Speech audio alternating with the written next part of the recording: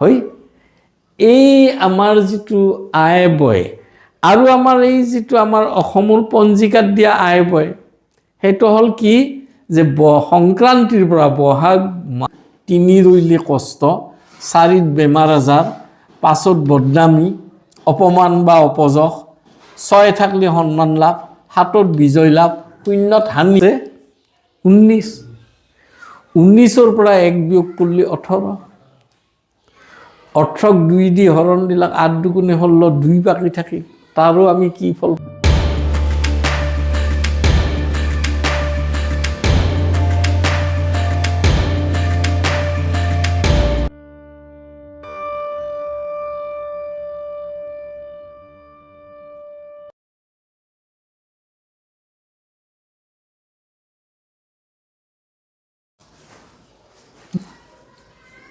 তুমি বিচাৰিছা কি যে আয় বয়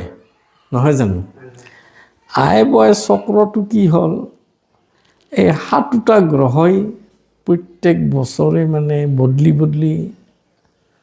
নৱমণ্ডলৰ শাসনভাৰ লয় বুজি পালা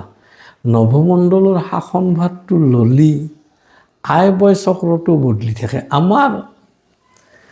আচলতে কি হ'ল যে আমি তিথিগত যিটো বছৰ সম্বৎসৰ বুলি কয় এই বছৰটো আমি চাবা লাগে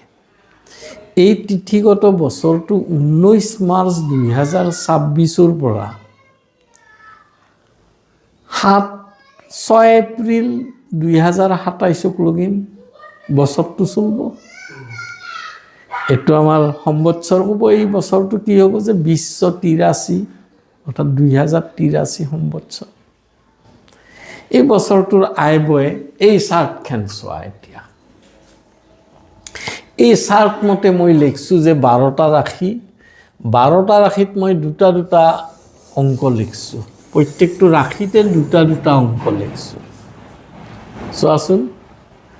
যেনে মেঘ ৰাশি 11 5 বৃষৰ 5 14 মিথুনত লিখছোঁ 8 11 কৰ্কটত লিখছোঁ 2 8 সিংহত 5 5 কন্যাত 8 11 তুলাত 5 14 বৃশ্চিকত 11 5 ধনুত 14 11 মকৰত 2 8 কুম্ভত 2 8 মীনত 14 11 এতিয়া আমাৰ কথা হৈছে কি এইখিনি সংখ্যাত কি কৰিব লাগিব এনেকৈ ধৰা কাৰোবাৰ ব্ৰেক ৰাখি কিয় এই দুটা অংক যোগ কৰিব 14 পাছে 19 19ৰ পৰা 1 বিয়োগ কৰিলে 18 18ক 2 দি হৰণ দিলাক 8 দুগুণে 16 2 বাকি থাকি তাৰো আমি কি ফল পাম সুখ হয় এনেকৈ ধৰা তোমাৰ মিথুন ৰাশি 11 8 19 বিয়োগ 1 18 হৰণ দিয়া 8 দি 8 দুগুণ 16 বাকি থাকিল কি 2 2ত কি ফল যে 2টো সুখ তাৰমানে আমি মিথুন ৰাশিৰো সুখ পালোঁ কৰ্কট ৰাশিৰ 8 যোগ 2 8 2 10 10ক 8 দি হৰণ কৰিলি একবাৰ যাই বাকি থাকব বাকি সংখ্যাটো দি ফলটো বাকি থাকব 2 2ৰ ফলটো কি পাম সুখ সিংহৰ হেনেকে চোৱা 5 5 5 5 পাছে 10 10ৰ পৰা 1 বিয়োগ কৰ 9 8 দি হৰণ কৰিলে 1 থাকব 1ত কি হ'ব সিংহৰ বছৰটো লাভ তেনেদৰে তুমি প্ৰত্যেকটো ৰাশিৰে বুজি পালা এই ধৰ ধনু ৰাশিৰ 14 11 14 যোগ 11 কিমান হ'ব 4 1 5 1 1 2 2 5 25 বিয়োগ 1 বিয়োগ করলে কি পাম 24 24ক তুমি 8 দি হরণ করলা 3 8 গুণ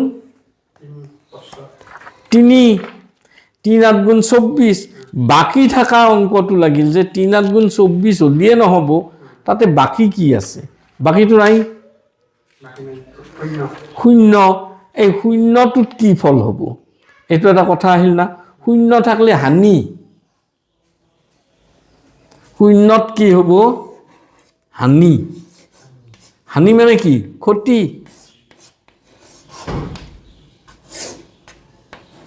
হানি মানে ক্ষতি তাৰমানে ধনু ৰাশিৰ এইবাৰ কি ক্ষতি হৈছে না এনেকে প্ৰত্যেকটো ৰাশিৰে ধনুৰ ক্ষতি পাবা মীনৰো ক্ষতি হানি হয় এই আমাৰ যিটো আয় বয় আৰু আমাৰ এই যিটো আমাৰ অসমৰ পঞ্জিকাত দিয়া আয় বয় সেইটো হল কি যে সংক্ৰান্তিৰ পৰা বহাগ মাহৰ পৰা দিয়া এই সংক্ৰান্তিটো হৈছে নক্ষত্ৰ মতে আৰু আমাৰ এই সংক্ৰান্তিটো কি আহিব তিথি মতে পূজা পাতল ধৰ্মীয় কৰ্মবিলাক কি তিথি মতে পৰিচালিত বুজি পালা তে সেই কাৰণে আমি তিথিটোক অধিক গুৰুত্ব দিওঁ হৈছে না তে এই ৰাশিফলটো আসল ৰাশিফলটো আমি কি পাম এইটো কি কয় বিংশোত্তৰীয় আয়বয় চক্ৰ বুলিও ক'ব পাৰি কি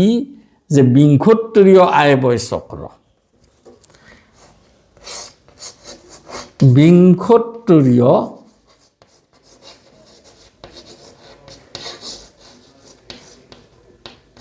আয়বয় চক্ৰ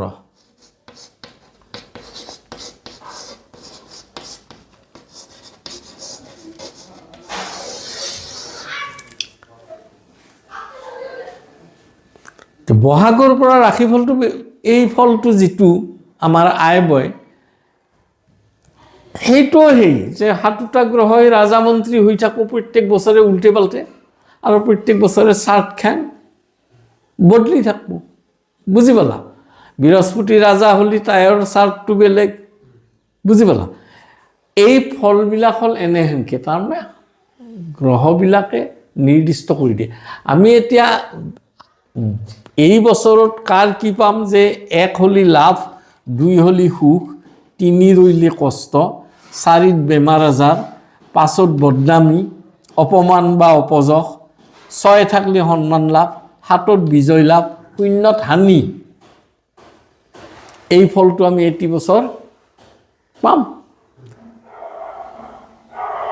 তে সৰ্বভাৰতীয় যদি ৰাশি চক্ৰত ৰাশিফল আয়বয় বিচাৰ কৰা যায় তেতিয়া এইটো প্ৰযোজ্য